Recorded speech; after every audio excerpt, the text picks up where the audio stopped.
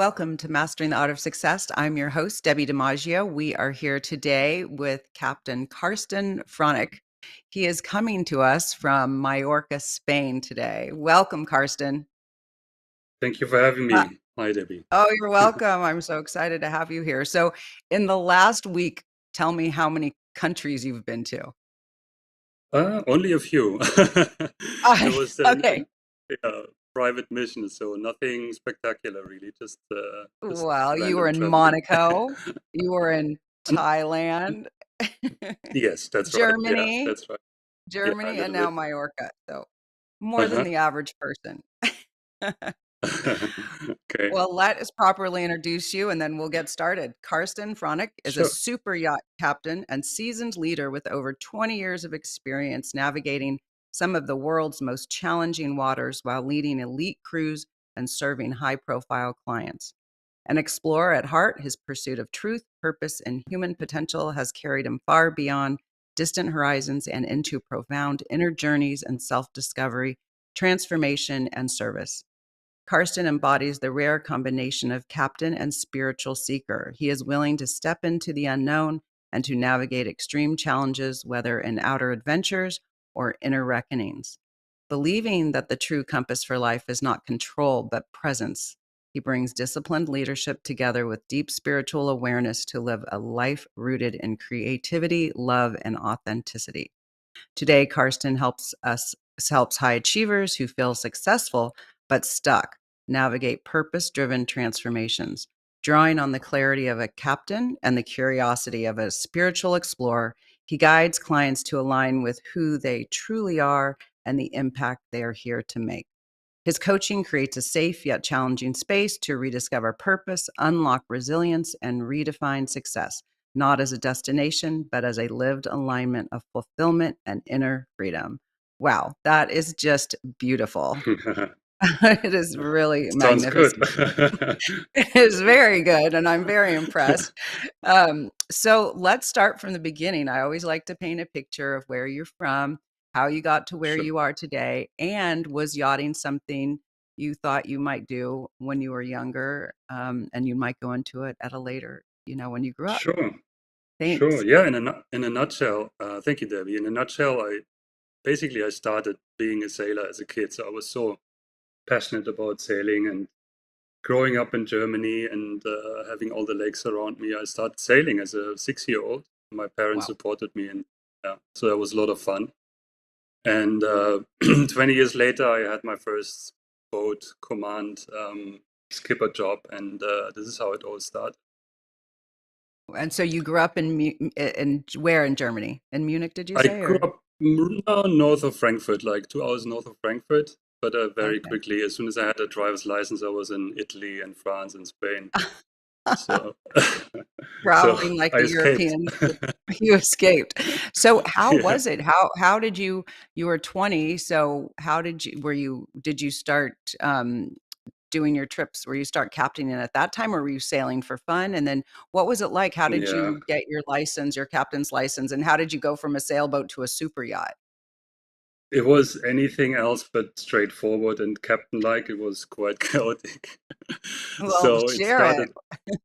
Yeah, it's I had actually, to be honest, I had problems like aligning myself. I didn't really know what I wanted to do, but I loved being at sea so much, so it was calling me, and it started small, so you with tiny boats, and then getting bigger and bigger and bigger. So it was day charters and then weekly charters, and this is how it started and evolved. And I realized it could be a career to pursue, and that's what I did. So yeah, from a humble position, I can say it was an organic growth and slow, relatively slow, because I think in this industry, it's a relatively small industry. First of all, everyone knows each other, so it's a when you develop your name and your reputation, then everyone knows you and sees you growing along the way. And it's actually tough to build up a reputation early on, because nobody gives you a captain's job straight away, even when you have the Right. licenses. So you have to work it. You have to really go for it and aim for it. Otherwise, you not get there. So my frame of reference is on Below Deck, all the different Oh, positions that yes, reality TV that. show. I'm sure you hate hearing this, but that's where they showcase all the different jobs that people do. So did you start from, I can't name all the jobs, but did you start working on a smaller yacht before you made it to super yachts? And did you have different positions within Yeah, the organization? yeah, definitely. You start building up your experience and you work up the ranks. So you start scrubbing decks and cleaning decks as a deckhand, and then eventually, when you're lucky, you are able to be part of a bridge team and navigate at night. Even that's the highlight. But you have to. I think it's fun to learn everything early on and then build yourself up. That's the best way. And as a captain, do Yes. you understand all of the components that are happening down in the mechanical room?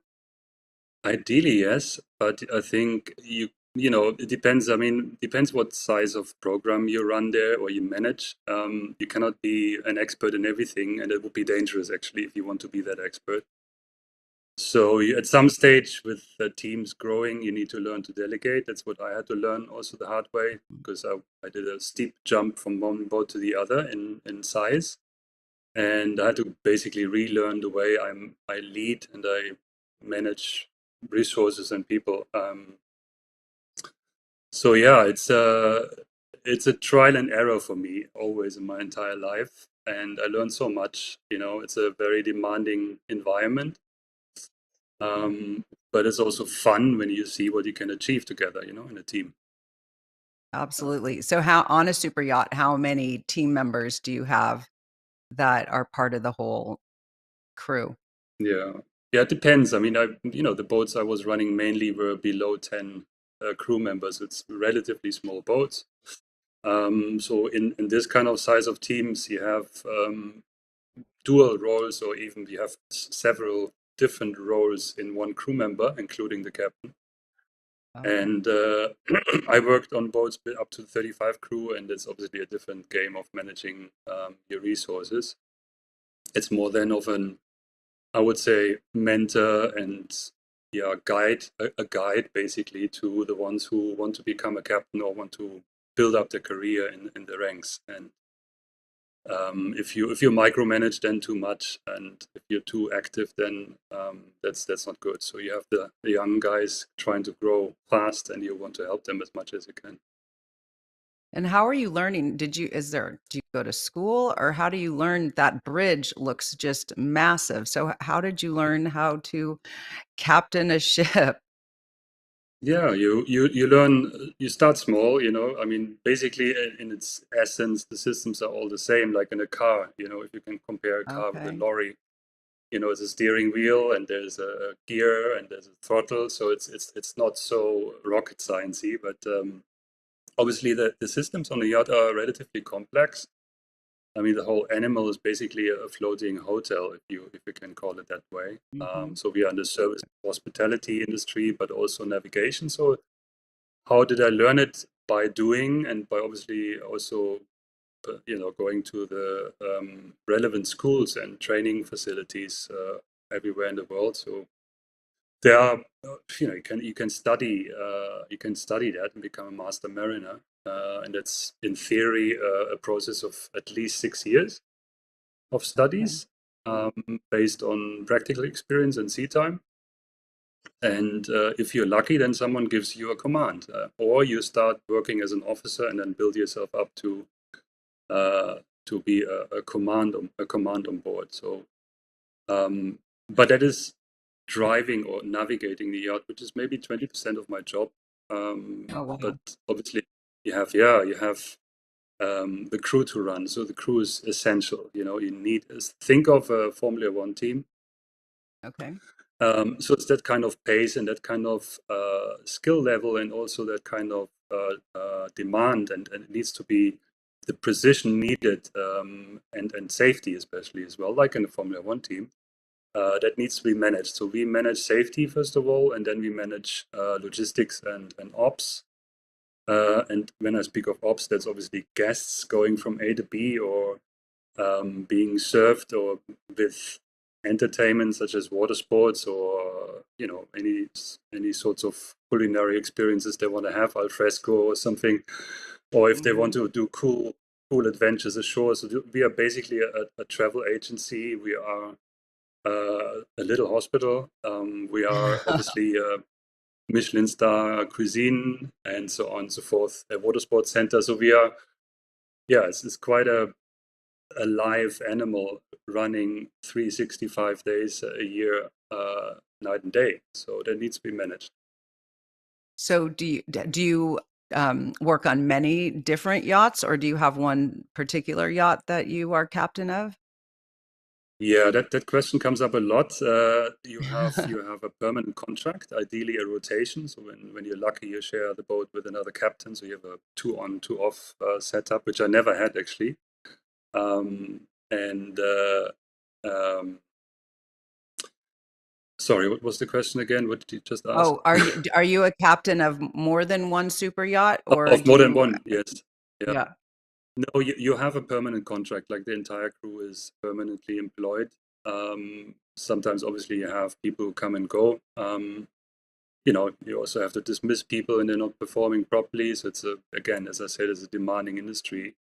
Um, but normally you are on board a yacht and you serve for years. So you establish a Okay. good reputation and also a good, obviously, connection to the clients, to the owners, and so on.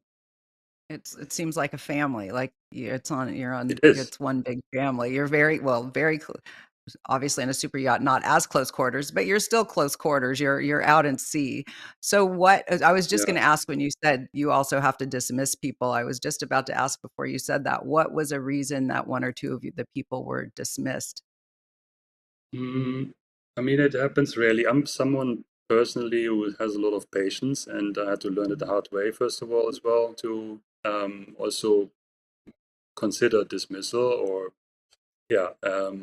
But usually it is, I mean, it rarely happens, to be honest. Sometimes they're resigning because there's really worked so hard and they are basically so tired from the job that sometimes a resignation from the job is the only way to get out of this.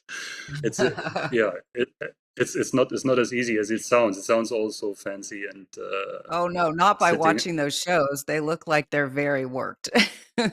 Yeah, exactly. So usually they resign before you have to dismiss someone. But if someone does gross misconduct, drug abuse, which never happened Mhm. to me. I never had some situations like this, or alcohol, luckily. But yeah, if it gets unsafe, or if the job is too demanding for that particular crew member, then you need to talk, and then it's best to make them, exchange them with someone who is capable for this position. Absolutely. Yeah. So what are some Uh-huh. challenges do you face on board in both operations and in leadership? Yeah, and operations, I would say in general, um, is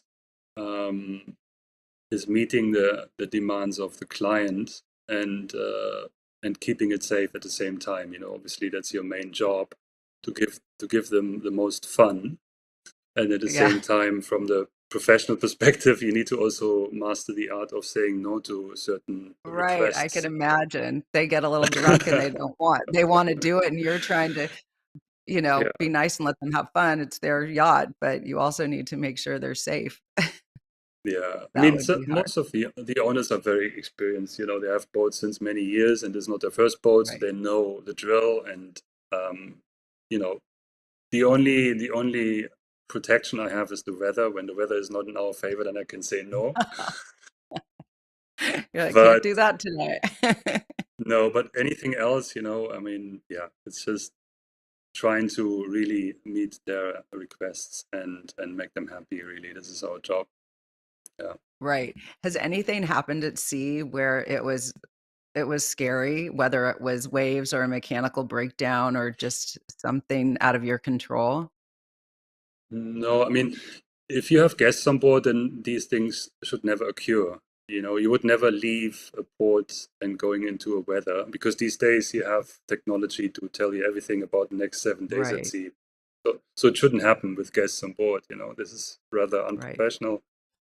Sometimes, however, the yachts will be they are moved to another destination, like far away, let's say Seychelles to the Med, and that's without guests. And then you obviously have to push through weather systems which are not really easy to manage. So the crew gets all seasick, and you need to see if Oh, you can push the boat to its sort of moderate limits, I would say, not to break things, but to, bring her from A to B, basically. wow. That's So that's the crazy. idea. Yeah, yeah, That could be scary. yeah. Privately, what challenges do you face while living such an intense life at sea? I mean, it sounds like you could be on, I mean, how long at one time? Were you on for a year? Were you on for long periods of time? Do you get breaks?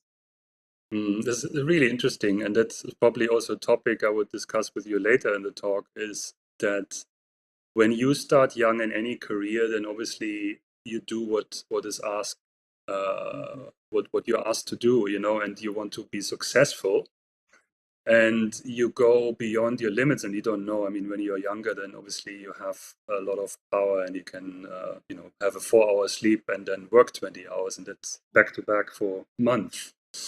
Wow. So in my case, I technically I was working the last 20 years nonstop, and I paid a price, also. Mm. And I think other maybe bankers, other people in businesses, they're also paying their price in a similar way. And that is where now my I would say self-realization efforts are coming into play, where I manage to find a balance, because I dare to want that balance and to say no to a job offer here and there, rather than trying to make the extra buck, and Right. and but usually, I mean, the last 20 years I've been on board for 8 months, 9 months, 10 months nonstop, Wow.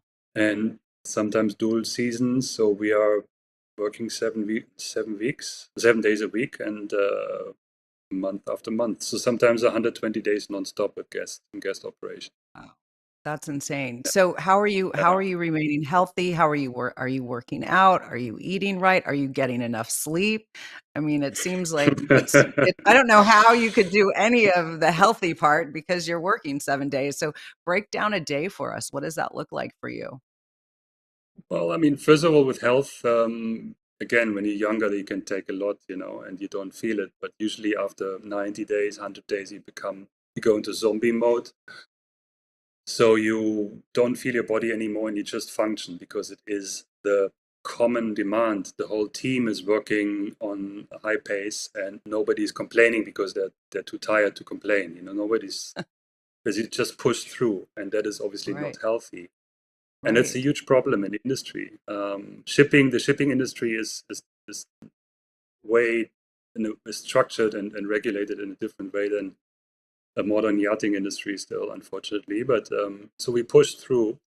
And how do I manage now in my age? How do I manage my health? Is meditation, working out if I can.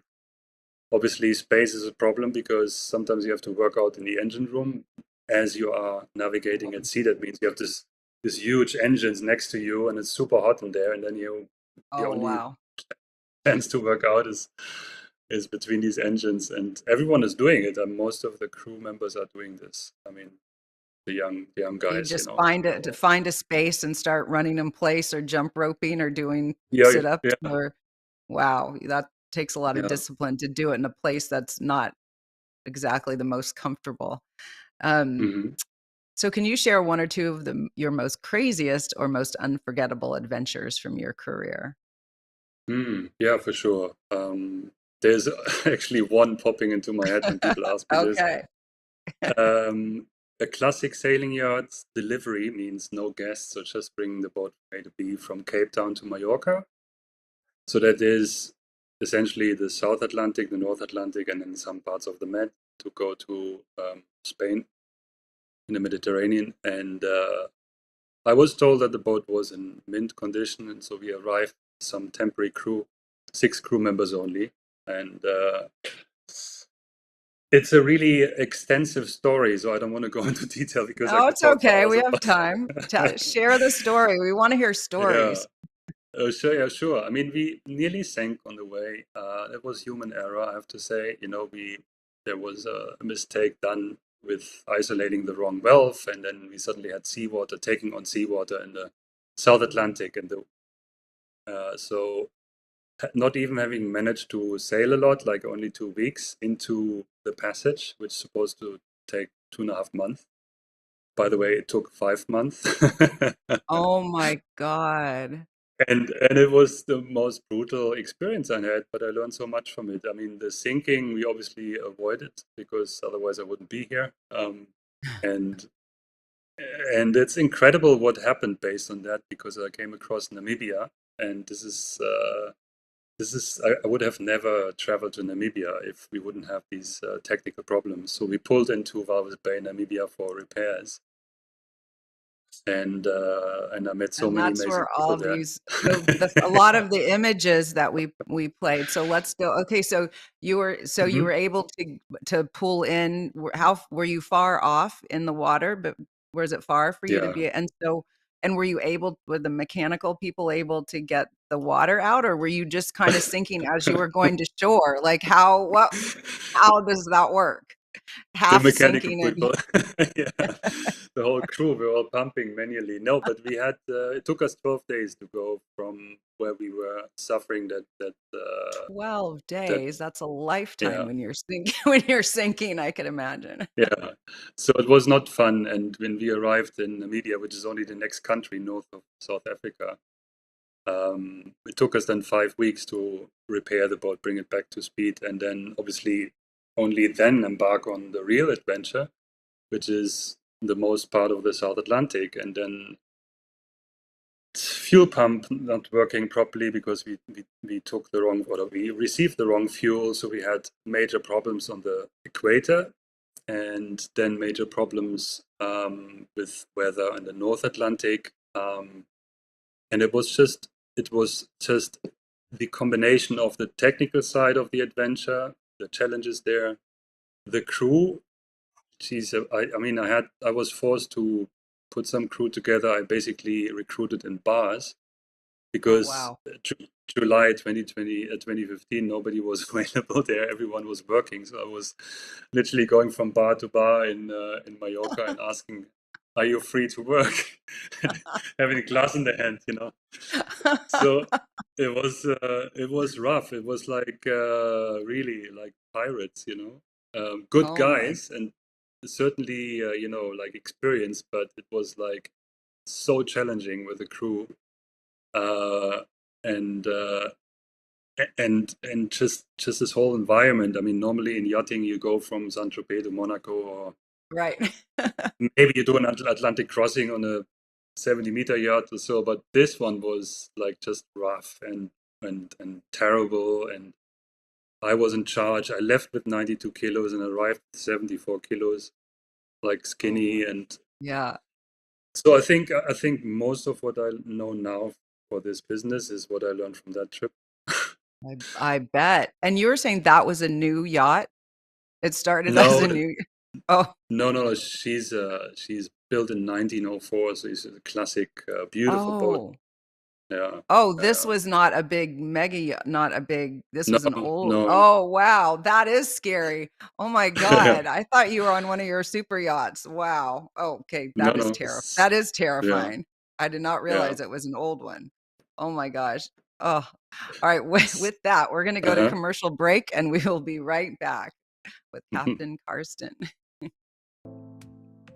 Did you know that your beliefs create your entire reality, but it's the subconscious beliefs that do most of the creating? Belief shifter and life coach Shiraz can help you identify those limiting beliefs and eliminate them, often in a single session. Like it was almost instant, like I had relief right away. Creating better health, relationships, careers, and finances. Let Shiraz help you step out of safety and into awareness.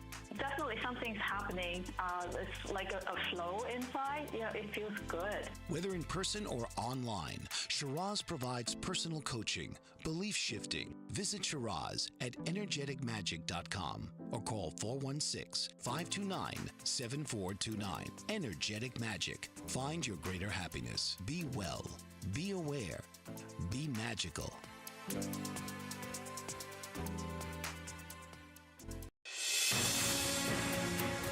Mike Zorek, a three-time California state champion in Greco-Roman wrestling at 114 pounds. Mike, blind since birth, was born in Hartford, Connecticut. He was a six-time national placer, including 2 seconds, 2/3, and 2/4. He also won the Veterans Folk-Style Wrestling twice at 152 pounds. In all these tournaments, he was the only blind competitor. Nancy Zorek, a creative spirit whose talents have taken her to the stage and into galleries and exhibitions in several states. Her father, a commercial artist who shared his instruments with his daughter and helped her fine-tune her natural abilities, influenced her decision to follow in his footsteps. Ms. Zorek has enjoyed a fruitful career doing what she loves. Listen Saturday mornings at 12 Eastern for the Nancy and Mike Show for heartwarming stories and interesting talk. Welcome back to Mastering the Art of Success. I'm your host, Debbie DiMaggio. We are here with Captain Carsten of Superyachts. So you had a little deviation from your leaving South Africa, and it took how long to get to finally get to your destination? 5 In months, total, did you say? 5 months, and it's obviously anything else but short or effective. But we had so many technical problems on the way. It was just, not normal. So along the way, though, you experienced some things that you would never have experienced. Of course, tons of learning. But tell us about Namibia. Namibia, Namibia. yes, You indeed. have some beautiful photos that you shared, and it hmm looked incredible. So share some of those photos and what it was like to you. Yeah, first of all, it's a crazy country because it's so vast and not populated. It's beautiful, and I can highly recommend to travel there. When I was there the first time, I didn't even know what is behind these dunes, and only then a year later, after this trip, someone I met in Namibia called me to come down to Namibia to buy a car and explore Africa as you think in Africa, like lions, elephants, and Land Rovers and all that. And I did it, Exactly. and I did that, and I faced all my fears in Namibia alone. I learned a little bit about camping and about dealing with wild animals, and I realized that this is all fears in your head, and um, basically it changed my life, that experience, and it was a period of maybe 4 or 5 years because I always returned to Namibia after working on yachts. So I did a 9-month stint on a yacht and then 3 months barefoot in the wild, basically, and Wow. and 1,700 kilometers, I don't know what's that in miles, coastline. Nobody's kite surfing there, and I'm a kite surfer. I thought, well, I could start some sort of kite surf expedition there, and I won clients for that even, and some Red Bull Wow. photographer was interested, and professional kiteboarders came. So there was, out of a situation at sea with nearly sinking and a coincident encounter with Namibia, it turned out to be an incredible, fun expedition, which turned into a little business even. Wow. So where were you? You said it was from the photos, it looked like it was very vast and there weren't a lot of people around. So where were the clients coming from? Were they going to vacation here and that's where you got the clients, or were you in the middle of nowhere? Yeah, How did that that happen? that was an adventure in itself to get clients for this because first of all, how do you generate content? How do you show what is it about? Instagram profile. You don't have any photos because nobody goes to Namibia for kite surfing. But the term "fake it until you make it." So I was kind of tweaking some photos, and I actually found through a contact in Brazil 5 very interesting experienced kite surfers who normally kite surf in Brazil. and interesting characters, like head of insurance from HSBC, and like really like high profile business people, and some, venture capitalists and super cool people in their mid 40s to mid 50s. And we did a not Zoom call. Back then there was no Zoom. I think it was a Skype call, six people.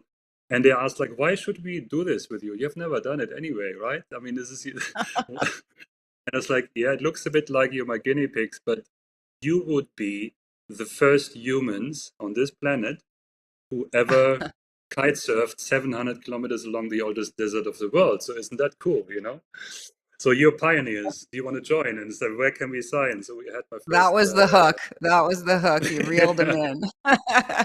Telling a bunch of very And successful people that they're going to be number one.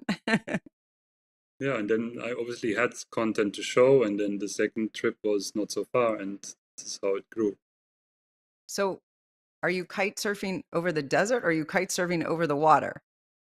No, you kite surf on the water along this absolutely untouched coastline, and the support team. Think of cool manly stuff like Land Rovers and the sand, V8 engines, and then the kite surfers at sea, and then the team following along the coast. So it's Oh, a.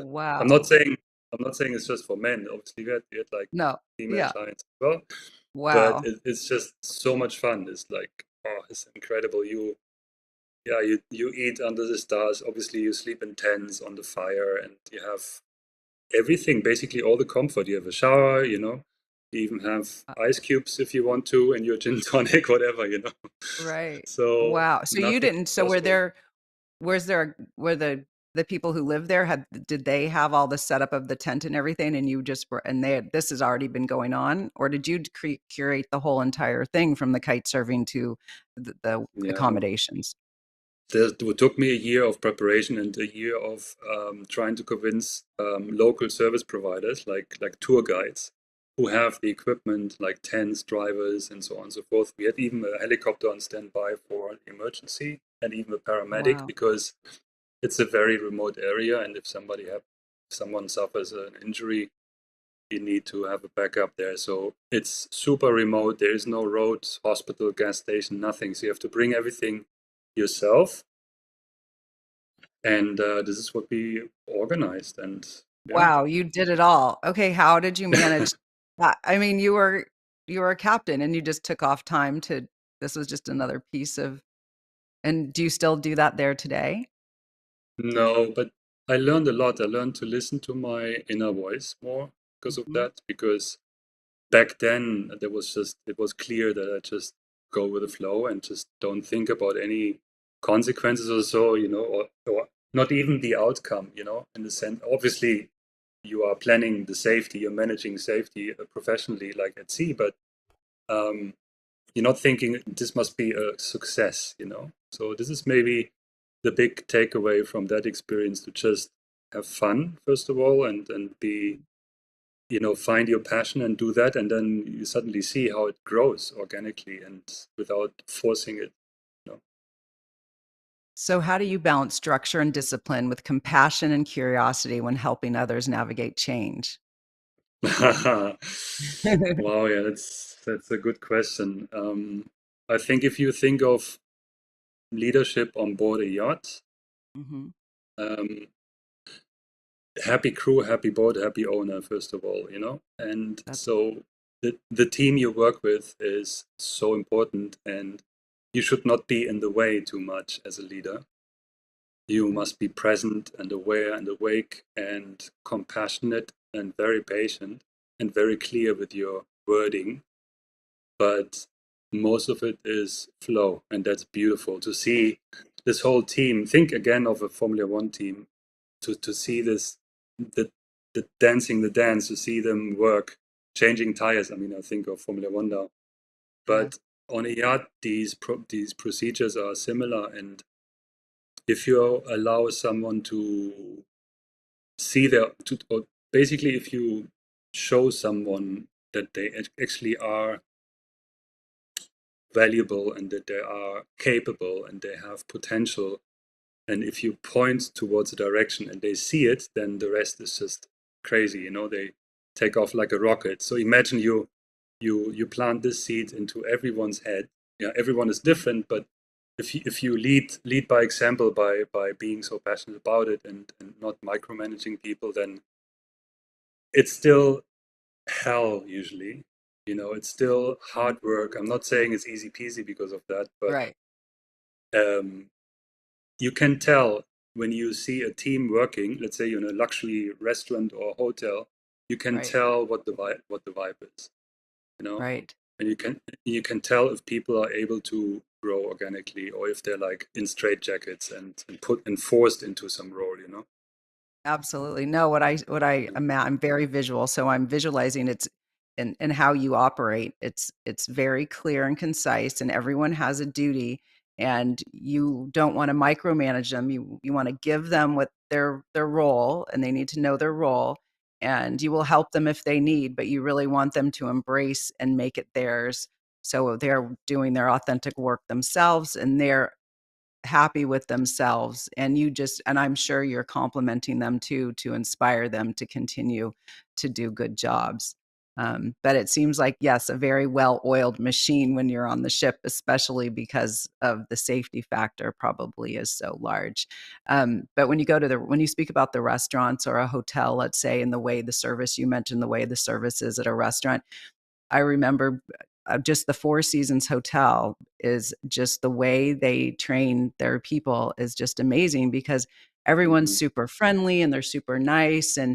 But you can be at other hotels too and you have that experience. But at the Four Seasons, their training is so incredible because whether it's the pool boy or the doorman, everyone just has a way about them, and it seems like they really enjoy being there. And so I asked a pool boy one time, we were staying at one of the high-rise Four Seasons in Baltimore.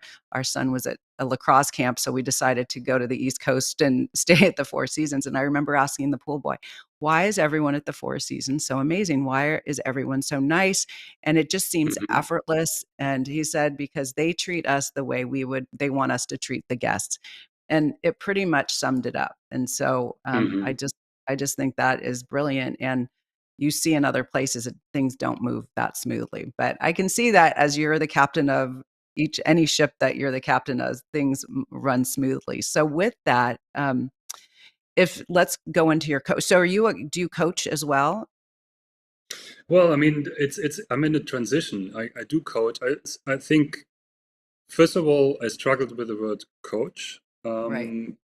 It's basically a journey to further contribute what I've learned from practical experience to people. And I would not, I would not force my wisdom onto people, especially my friends and family. So Mhm. when you're invited to share your wisdom, then I'm happy to do that. And I realize that there is a huge potential for me there because I what we haven't discussed yet is that in the last 5 years especially, I've been doing some sort of self-study or self-experiment in many ways. So physically, mentally, I basically opened up to many cultures because I think there's a lot of wisdom out there, and there's also a huge difference between knowledge as such, as an education and books, conceptual, intellectual information available, and wisdom. So these are two different things, and I learned this because I've pushed myself so hard in the extremes to find out what material I'm made of.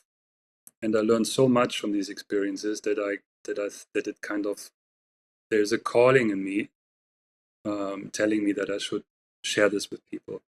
So I'm currently in a state where everything falls into place, and without forcing it, I realize that I already do help people. You can call it Mhm. coaching or um, Mentoring.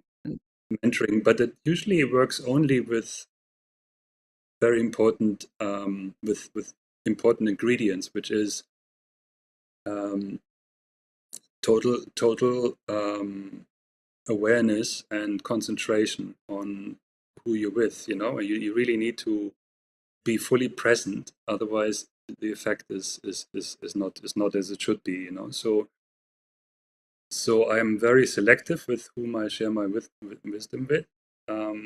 But it seems to it evolves, you know. It just happens all the time, and I learn so much from them as well as I tap into their, I wouldn't call it problems, but everyone, especially now, is struggling on.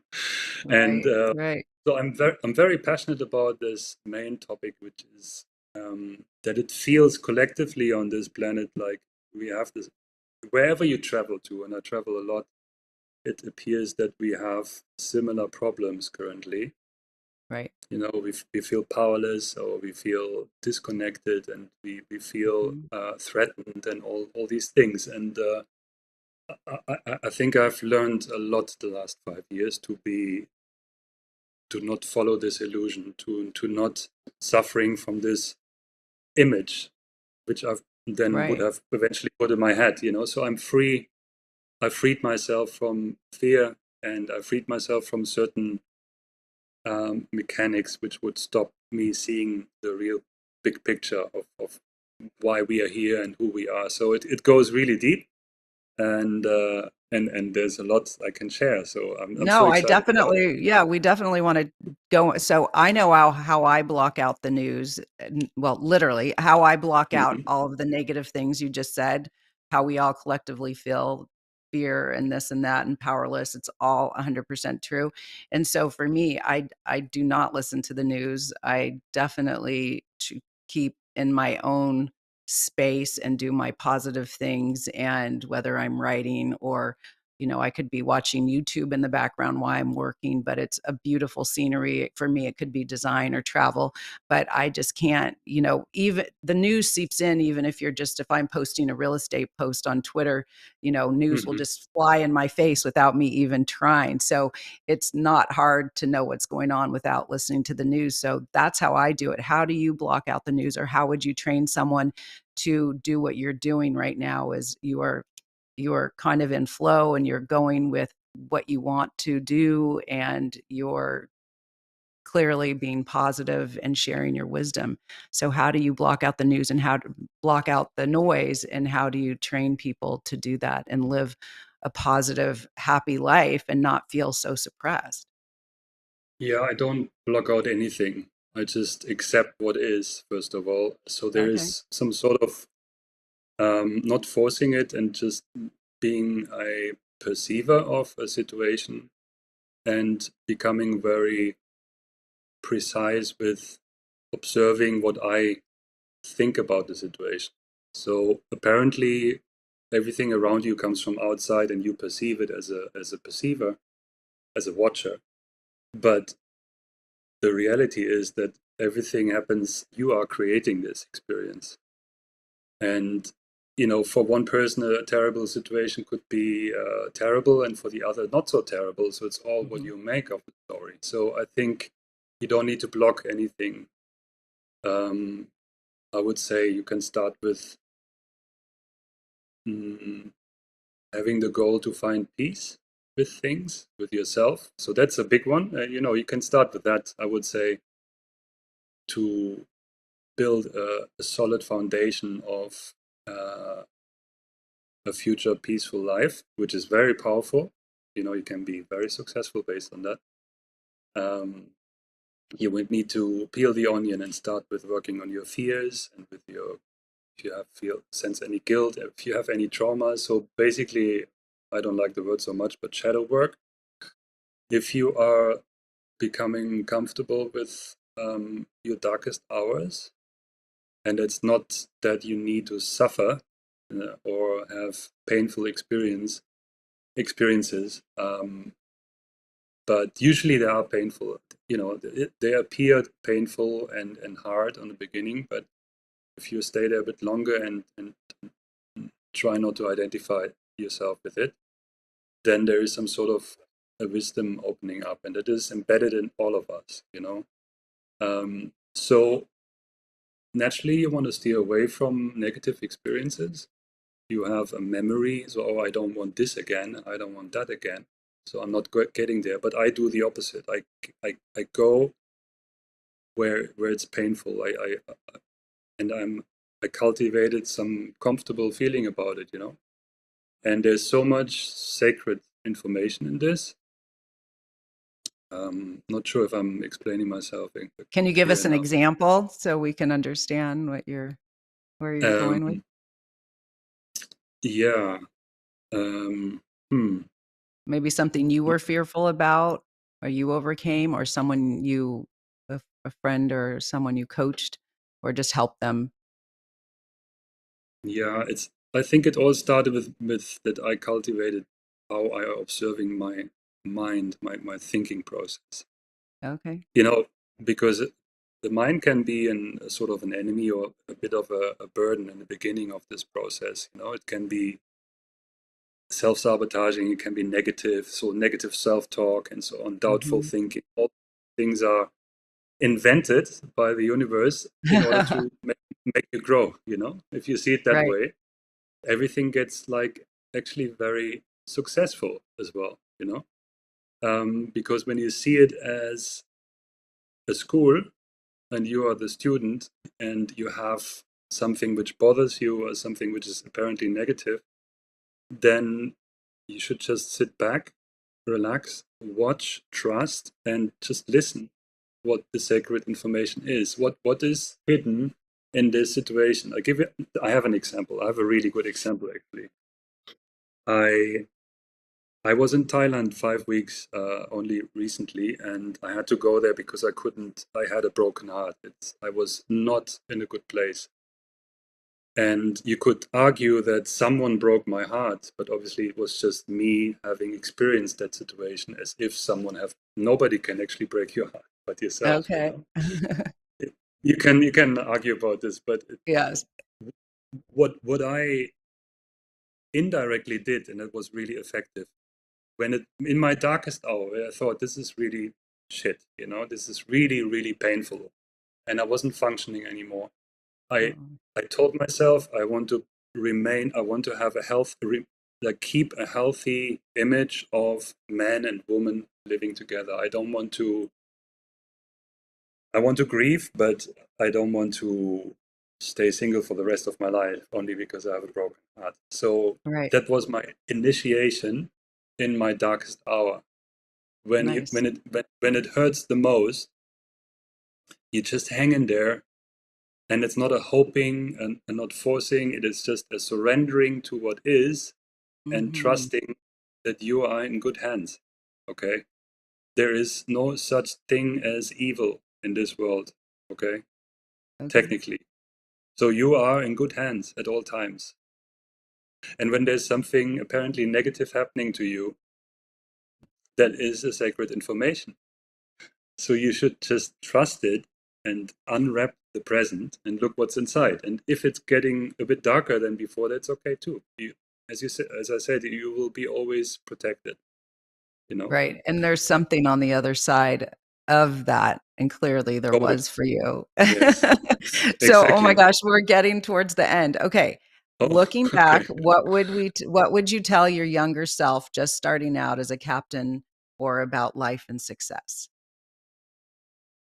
Um, that's a good one. Yeah, I think that I should trust. I should have trusted the truth early on more. You know, I shouldn't have doubted so much myself and my actions based on guilt or shame. You know, like the general what we do generally as humans. You know, very quickly we judge ourselves in a negative Right, way. we're So I hard on think I would have. ourselves, Yeah, that's it. That's the right word. Yeah. especially So I at a think. young age. We're hard on Yeah. ourselves because we wanna be successful right off the get-go, but we're so young and we don't know. This Yeah. podcast really is about talking to my 25-year-old self, learning what people, you know, trying to educate people that when we're young, we are young. We just have to go along the journey like you did, like I did. You have to Hmm. go on the journey and you're not going to be successful right out the gate. It takes time. So I always say stick with it. That would be how I would answer that Nice. question. So what Yeah. excites you most about the next chapter of your life as you step more fully into mentoring and guiding others? Yeah. It is super exciting. I think the biggest excitement is basically I'm celebrating my liberation from my own self-doubt, and I feel like a phoenix, I feel like spreading my wings and not thinking of the future too much. I actually not at all, and there's so much I can give, and support people. So that's what I'm excited about, and this is what I'm passionate about.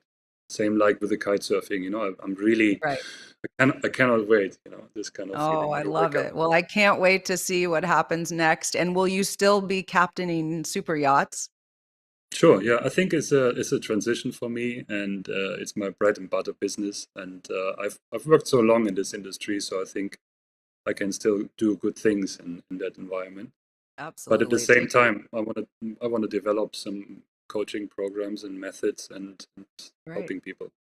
Mhm. I love it. So if someone wanted to follow you or get in touch with you or to have you coach them, how could we follow you? They can't. It's not set up yet.